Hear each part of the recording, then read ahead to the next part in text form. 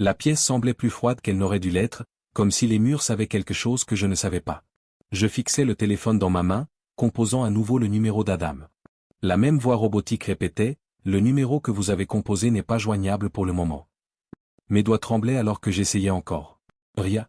C'était le matin de mon mariage, mais quelque chose n'allait pas. Adam, l'homme que je devais épouser dans quelques heures, ne répondait pas à son téléphone. Les paroles de la réceptionniste résonnaient dans ma tête, « Il est parti avant l'aube. » Je m'accrochais au comptoir, cherchant à me stabiliser. Adam ne ferait pas ça. Il ne pouvait pas. Hier encore, nous parlions de notre futur, de son excitation à commencer ce nouveau chapitre. Pas de dispute. Pas de doute. Je vérifiai ma montre. 10h15 à ce moment-là, il aurait dû être avec son témoin, se préparant pour la cérémonie. Au lieu de cela, son absence pesait dans l'air comme un nuage de tempête, et je sentais le poids de milliers de regards attendant que je donne une explication sur l'absence du marié. Quelque chose n'allait pas. Le capitaine Adam n'était pas un homme comme les autres. Il était tout ce que j'avais toujours rêvé, discipliné, charmant et protecteur. Nous nous étions rencontrés lors d'une soirée militaire il y a 2 ans, présentée par un ami commun. Ses yeux s'étaient posés sur les miens à travers la pièce, et c'était comme si le reste du monde fondait. Notre histoire d'amour n'a pas été sans défi. La vie militaire est imprévisible, mais nous avons réussi à la faire fonctionner. Des appels à distance au week-end volé, nous avons trouvé des moyens de maintenir notre connexion. Lorsqu'il m'a demandé en mariage, j'ai dit oui sans hésiter.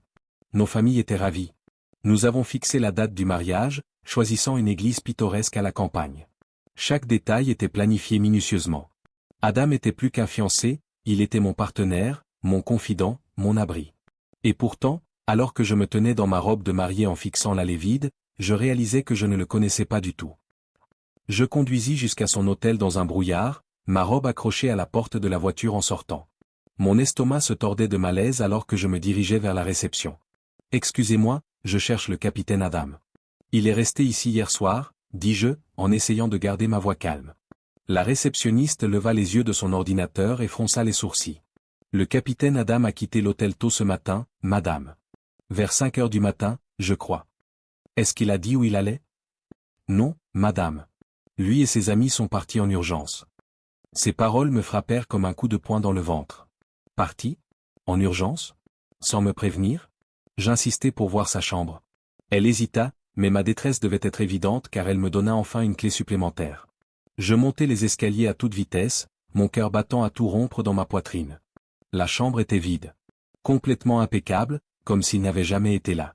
Pas de vêtements. Pas de valise. Même pas un cheveu égaré. C'était comme s'il avait disparu dans l'air. Lorsque je rentrai chez moi, le mariage était officiellement annulé. Ma famille avait pris les rênes, essayant de me protéger des murmures et des regards de nos invités. Je m'enfermai dans ma chambre, rejouant chaque instant des derniers jours, cherchant des indices. Pourquoi Adam serait-il parti? Est-ce que quelqu'un l'avait menacé? Était-ce une blague tordue? Puis, une pensée terrifiante s'insinua dans mon esprit, et s'il était en danger? J'essayai d'appeler ses amis les plus proches, ceux qui étaient censés être avec lui. Aucun de leurs téléphones n'était joignable non plus. C'était comme s'ils avaient tous disparu ensemble. La police ne m'aida pas. C'est un adulte. Peut-être qu'il a simplement changé d'avis, dit l'officier, sur un ton distrait. Mais je connaissais Adam. Ce n'était pas son genre. Les jours se transformèrent en semaines. Ma santé se dégradait à mesure que le poids de la honte et des questions sans réponse me consumait. Les gens murmuraient derrière mon dos, me qualifiant de la mariée abandonnée. Mais je n'étais pas seulement abandonné, j'étais hanté. Il m'a fallu des années pour reconstruire ma vie. La thérapie, la prière et le soutien inébranlable de ma famille m'ont sorti des ténèbres.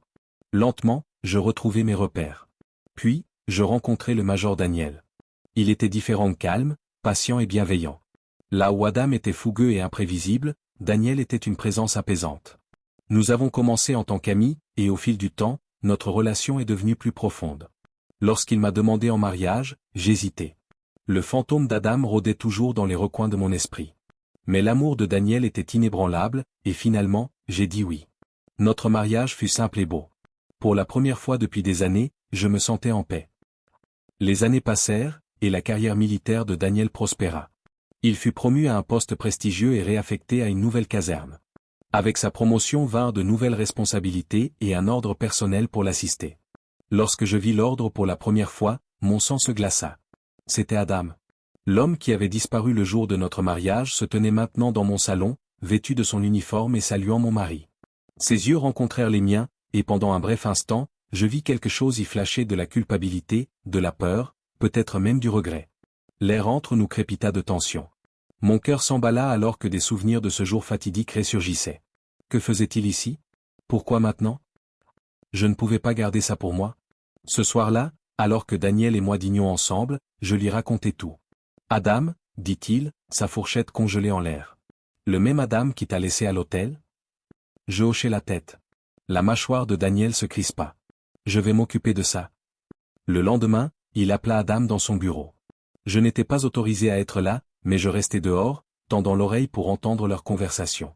Ce que j'entendis me glaça le sang. Adam ne m'avait pas laissé à cause du stress ou d'un changement d'avis. Il avait été forcé de partir.